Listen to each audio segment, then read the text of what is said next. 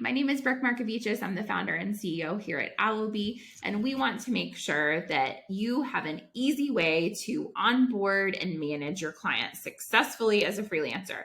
Because if you are able to do that, you're going to increase your client retention and your referrals so you can make more money and save time.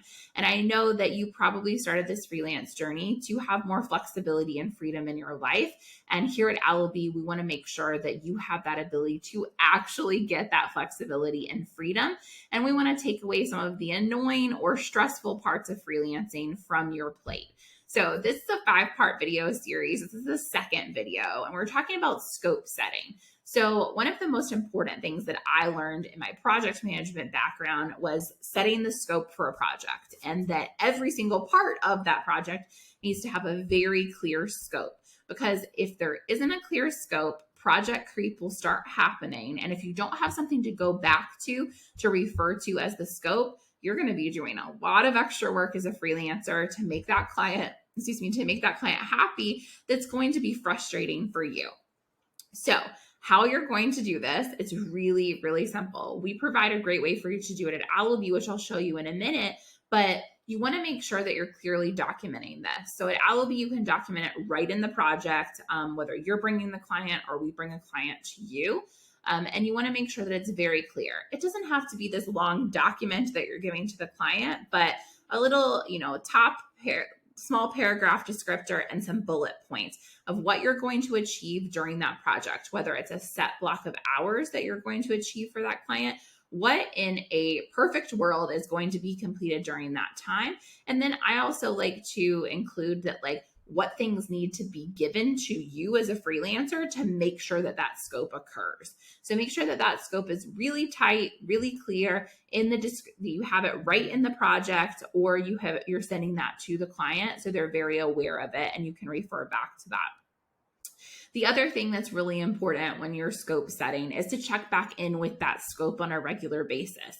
If you're halfway through those hours and you feel like you're not going to be able to achieve that scope because the client kept adding extra things into the scope of work, or it was more onboarding than you thought it was going to be, communicate that and check in with the client.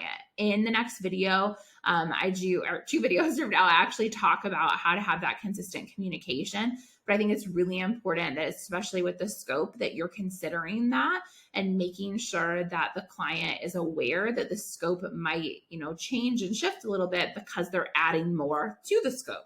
So making sure that that scope stays up to date and that it's communicated on regularly is really important. I'm going to show you now exactly how we have our scoping work set up here at Allobee, because it's important for you to see other ways that you can get support with scoping. So over here on the projects, you can see that there is an area for scope. So you can go into this project and you can update anything. So let's say that this project is a webinar email sequence written for a webinar that I was doing with a partner company, and we need a 4-part email series created.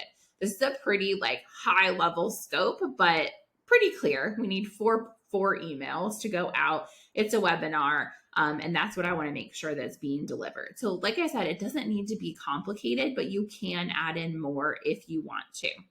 The other thing, if you go over here in our platform and you just go to that project, this is where you can add these in, and we have a whole thing for scope.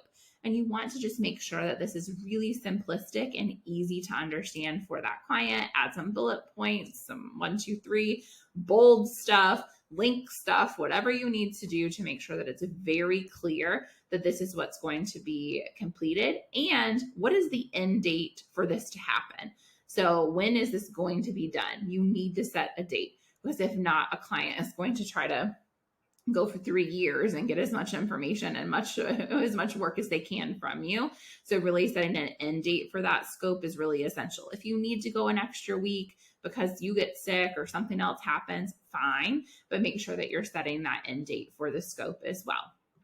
The other thing that's really important is that you want to make sure that the client is able to see this, like I mentioned. So make sure they're emailed this, or if they're in our platform at Allobee, they see exactly what the scope is at all times, and you can refer back to it with them. those are my top tips on scope. The other thing that might be helpful to you as a freelancer when it comes to scope is just making sure you're following standard operating procedures for yourself as a business owner or for them as a business owner if they have SOPs. So I always like to ask for those in the scope is, do you have standard operating procedures you want me to follow? And then make sure you take those into consideration as you're looking into establishing that scope. But scope is really important as a freelancer and making sure that you're onboarding your clients effectively. And so I encourage you to make sure that you get that set up in your business correctly, or join Alubi and we honestly help you take care of all of it. You can sign up for adding a client and adding a project and getting that scope in. You can get all of that done in less than 5 minutes. And get up and running with your client today. I look forward to sharing more in the next video. I'm going to talk about how to keep clients happy. And then after that, we'll be talking about consistent communication and productivity and support as a freelancer. I look forward to sharing more in the next video.